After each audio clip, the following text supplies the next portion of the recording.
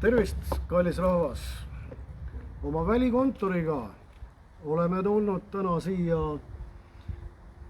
Tallinna Muusikakeskkooli mahajäetud vana maja juurde. Päike paistab, kõik on ilus, aga selliseid maju võiks olla Nõmmel vähem ja kui see minu teha oleks, siis me alustaksime ehk korda tegemisest, mitte lammutamisest. Aga nii ta siin laguneb, nii on ta siin 10 aastat olnud. See on üks neist väikestest asjadest, mis meie ümber on. Teise külje pealt on see maja üle kleebitud riidega, nii et möödasõitjal on ilus vaatepilt, kõik just kui hea. Aga teema juurde. Vaba Eesti Valimisliit hakkab korraldama referendumeid varsti. Ainult referendumitega saame ausa tulemuse. Laseme rahval otsustada ja juhtida Eestimaad.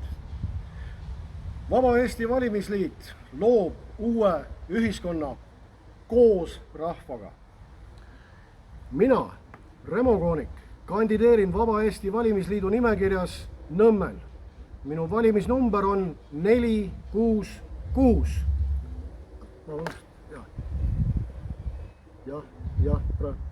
Aga ei saa. Alistan tagasi. Aitäh.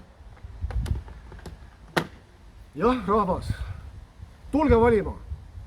Teeme koos Nõmme paremaks.